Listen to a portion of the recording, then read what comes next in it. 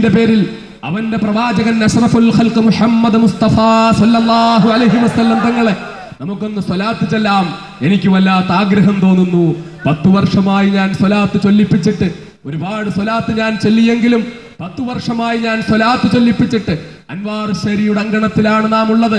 നമുക്കൊന്ന് സ്വലാത്ത് ചൊല്ലാം മക്കളെ. മൽഹറുല്ലതമായ റസൂലുള്ളാഹി, സ്വാദിഖുൽ മസ്ദൂഖായ റസൂലുള്ളാഹി, ശഫീഉൽ മുദ്നിബീൻ റസൂലുള്ളാഹി, സ്വാഹിബുൽ ബുർഹാനി റസൂലുള്ളാഹി, മുഹദ്ദിദു ജിഹാത്തിൽ അദാലത്തി റസൂലുള്ളാഹി, വഖാതമു ഫസ്സിർ റിസാലത്തി റസൂലുള്ളാഹി.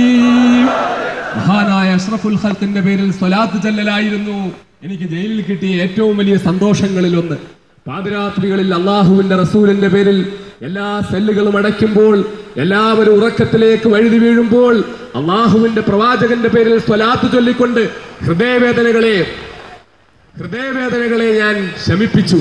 മഹാനായ നബി കരീം സല്ലല്ലാഹു അലൈഹി വസല്ലം തങ്ങളോടുള്ള ആ സ്നേഹവും ബന്ധവും, ആ റസൂലുള്ളാഹി സ്വല്ലല്ലാഹു അലൈഹി വസല്ലം തങ്ങൾ നമുക്ക് പഠിപ്പിച്ചു തന്ന ആശയത്തോടുള്ള പ്രതിബദ്ധതയും, ആ പ്രതിബദ്ധതയിലുള്ള എന്റെ സഹോദരന്മാർ ആ പ്രതിബദ്ധതയിൽ നിന്നുകൊണ്ട് നടത്തിയ പ്രാർത്ഥനകളും, ആ പ്രാർത്ഥനകളാണ് വിനീതനായ എന്നെ കാരിരും വഴിക്കുള്ളിൽ നിന്ന് പുറത്തു കൊണ്ടുവന്നത്.